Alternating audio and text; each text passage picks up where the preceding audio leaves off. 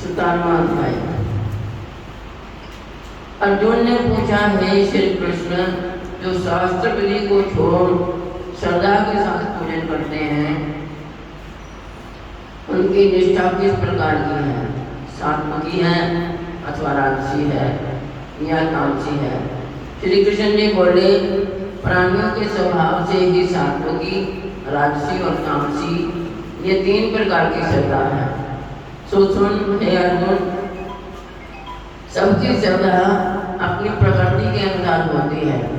पुरुष श्रद्धा में है, जिनको जैसी श्रद्धा होती है वह वैसा ही होता है। सात्विकी पुरुष देवताओं को पूजते हैं, रजोगुणी यक्ष राक्षसों को पूजते हैं और तामसी जन भूतों प्रेतों को पूजते हैं।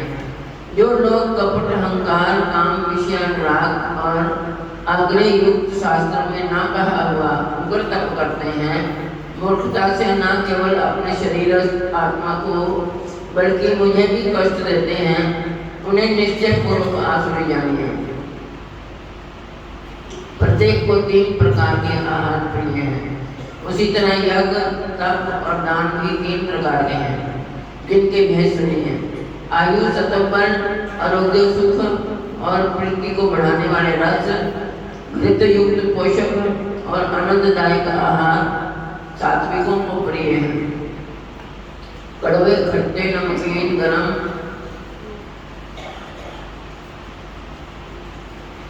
तीखे, रूखे, चटपटे तथा दुख, शोक और रोगजनक भोजन राक्षसी लोगों को प्रिय है। पैरों को रखा हुआ अनरस, दुर्गंध युक्त, बासी, उच्चिष्ट, अपवित्र भोजन तामसी लोगों को अच्छा है। यज्ञ दृढ़ करना ही है, ऐसा मन को दृढ़ करके फल की इच्छा बिना विधि पूर्वक जो किया जाता है वो सात्विकी है। हे भारत श्रेष्ठ, फल की कामना से और लोग को दिखाने के लिए जो यज्ञ किया जाता है उसे राजस कहते हैं। शास्त्र की विधि से हीन, अन्नदान रहित, मंत्रहीन और बिना श्रद्धा के किया हुआ यज्ञ तामस कहलाता है।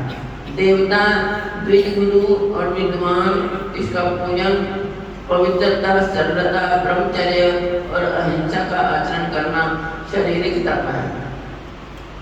जिस वाक्य से किसी का दिल न दुखे, सत्य प्रिय, हितकारी भाषण, स्वाध्याय का अभ्यास वाचिक तप है।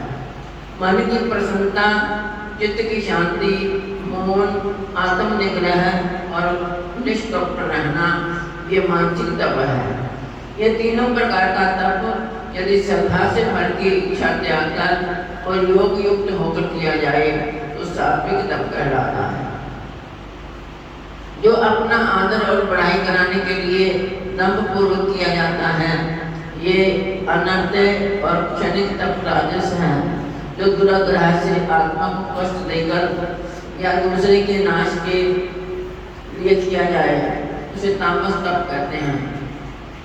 फल की इच्छा त्याग, उत्तम बुद्धि से उत्तम स्थान में सत्य पात्र के बदले में कोई वस्तु लेने की इच्छा बिना दिया जाता है उसे सात्विकी दान कहते हैं। जो दान प्रत्युपकार अथवा किसी फल की इच्छा से क्लेश पूर्वक दिया जाता है उसे राजस दान कहते हैं। अयोग्य समय में अयोग्य पुरुष को असत्कार और निरादर के साथ जो दान दिया जाता है उसे तामस दान कहते हैं। ओम, तत् और सत ये 3 ब्रह्म के नाम हैं। इन्हीं से आदिकाल में ब्रह्म यज्ञ और वेद बने हैं। इसी से ज्ञानी पुरुष यज्ञ, दान और तप आदि शास्त्र उक्त क्रियाएं ओंकार उच्चारण के साथ करते हैं। मुमुक्षु जन फल की इच्छा न करके सत्य शब्द का उच्चारण कर यज्ञ, तप और दान करते हैं। हे अर्जुन, सत्य शब्द का उच्चारण सद्भाव और साधु भाव में किया जाता है तथा मंगल आदि वैवाहिक आदि को कर्म भी सत्य कहलाते हैं। हे पार्थ, श्रद्धा से रहित दान, तप और अन्य कर्म जो किए जाते हैं वे असत्य कहलाते हैं। वह ना इस लोक में ना परलोक में हितकारी हैं। बोलिए सच्चिदानंद भगवान की।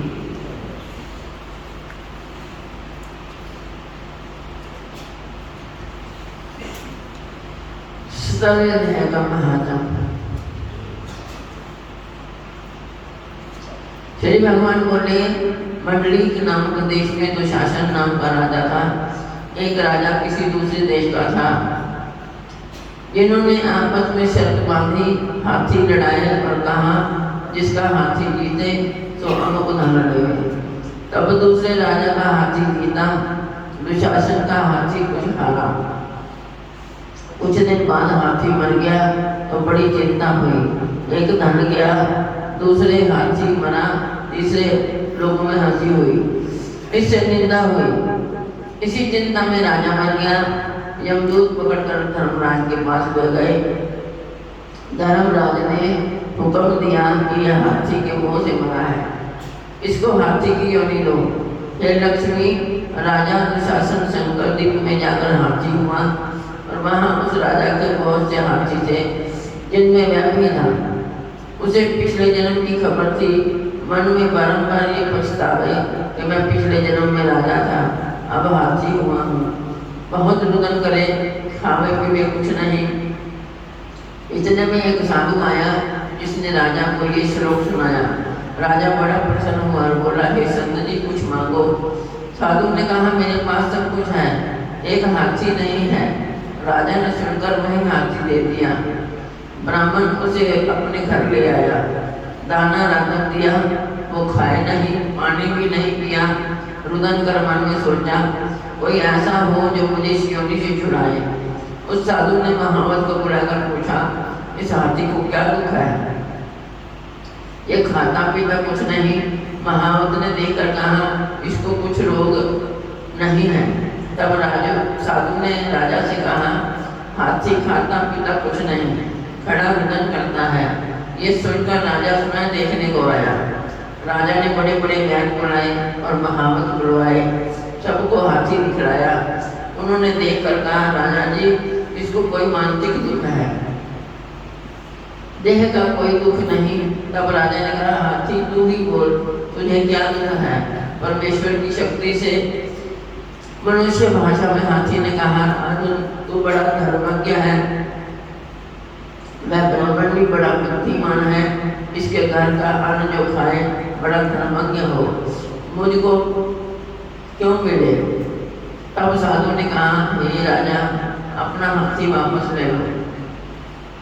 राजा ने कहा, दान दिया हुआ मैं वापस नहीं लेता, ये हाथी मरे या जिए। तब हाथी ने कहा, हे संत जी तू मत सोचे, तेरे घर में कोई गीता की पोथी हो तो मुझे 17वें अध्याय का पाठ सुनाओ। तब उस साधु ने ऐसा ही किया। हे लक्ष्मी, 17वां अध्याय सुनते ही तत्काल हाथी की देह छूटी और देवदेही पाकर बतौर हो गया। बोलिए सच्चिदानंद भगवान की जय।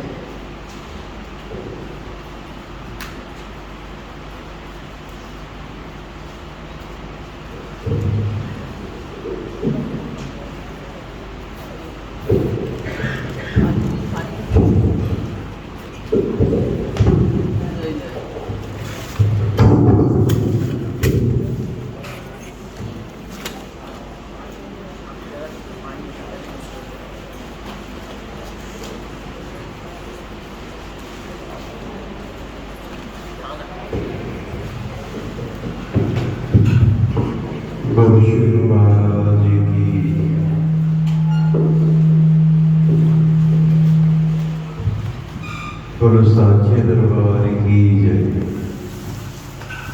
बड़े दिन से आप लोग गीता के इस पवित्र पाठ का आनंद ले रहे थे और एक ऐसी दिनचर्या बन गई ईश्वर की कि सुबह होते ही मन गुरु महाराज जी के चरणों में पहुंचने को करता है कि कथा प्रारंभ होने वाली है तो जाइए और जाके सुने।